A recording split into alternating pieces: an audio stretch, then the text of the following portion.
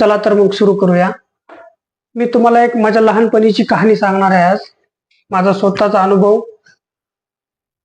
मी चौथी मध्ये होतो. उन्हाळ्याची सुट्ट्या लागलेल्या होत्या.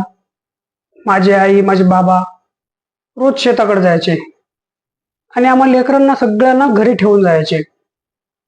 माझे मित्र आणि मी उन्हाळ्यामध्ये आम्ही गावातच खेळायचो. आम्ही मामाच्या गावाला जायचो नाही, काय नाही. मग एके दिवशी काय झालं, रविवारचा दिवस होता.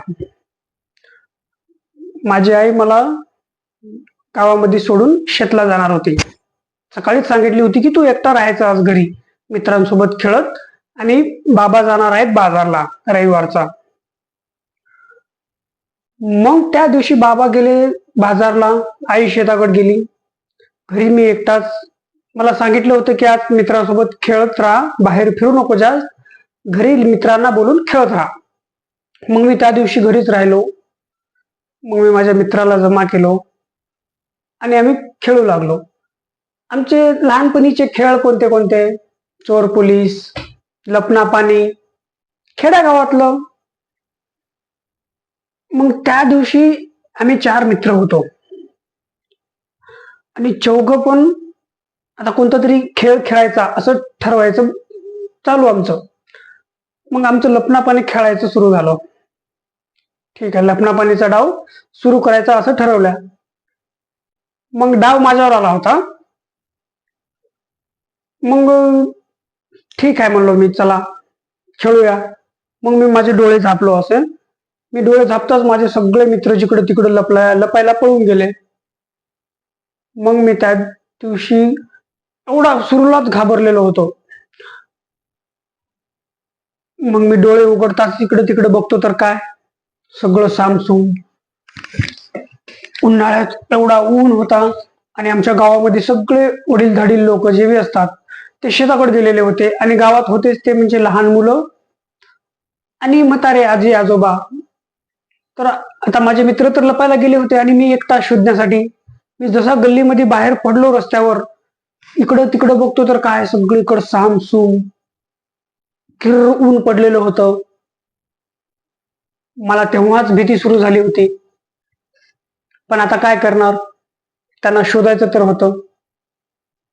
मग मी आमच्या बाजूच्या गल्लीमध्ये गेलो त्यांना शोधण्यासाठी. मग तिथे थोडं समोर गेल्यावर एका घराचा दरवाजा उघडा होता. मला वाटलं तिथे नक्की गेले असतील, पण नाही. मी जाऊन तिथं बघतो तर काय, एक माणूस जे आमच्या बाजूच्या गल्लीमध्ये राहत होता तो काहीतरी अशी पूजा करत होता. त्याच्या हातामध्ये असं हाड होता, हाडाचा तुकडा एवढा, आणि भावल्या होत्या. तो भावल्यांशी काहीतरी बोलत होता. ते बघून माझी भीती अजून खूप वाढली. मग मी तिथून पळत दुसऱ्या गल्लीमध्ये गेलो. दुसऱ्या गल्लीमध्ये पण एक दरवाजा उघडा होता घराचा. मला वाटलं आता नक्की इथे असणार ते लोक. मी हळूच असं लपवत लपत लपत जाऊन दरवाजातून उघडून बघतो तर काय, माझ्या पायाखालची पूर्ण जमीन सरकून गेलेली. भीतीनं माझे हात असे थरथर थरथर थरथर कापत होते. आणि त्या घरामध्ये एक बाई काळ्या साडीवर, केस मोकळे सोडून, पुराणी घराला ना असं घराच्या मध्ये एक लाकूड राहायचं, त्या लाकडाला असं उलट लटकलेली बाई, भयंकर. तिच्या डोळ्यामध्ये असं लाल लाल लाल लाल दिसायला होतं. ते बघताच माझी सगळी फाटून गेलेली होती. मी तिथून चिरकत चिरकत चिरकत रडत पळत पळत पळत घराकडे आलो. मग माझा रडायचा आवाज ऐकून माझे सगळे मित्र जे लपलेले होते ते एका जागी जमले. मग मला विचारू लागले की काय झालं, काय झालं, कोणी मारलं का, काय झालं तुला, काय झालं सांग. माझ्या तोंडातून काही शब्द बाहेर पडेना. कसं बस मला त्यांनी शांत केले, पण मला त्यांना सांगायची पण भीती वाटायली.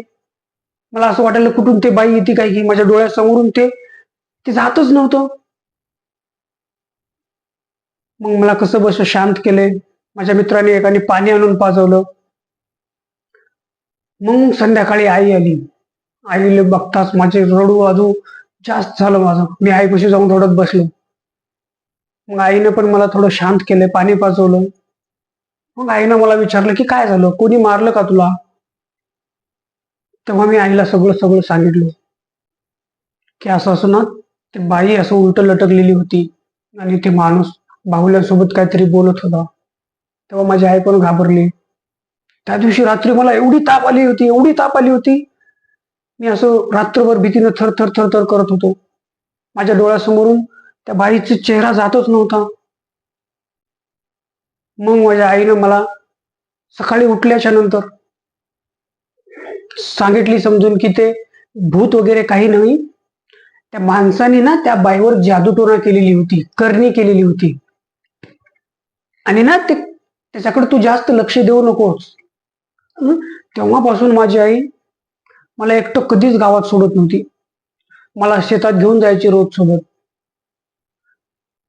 तर तो दिवस ना माझ्या आयुष्यातला ना सगळ्यात भयंकर दिवस होता.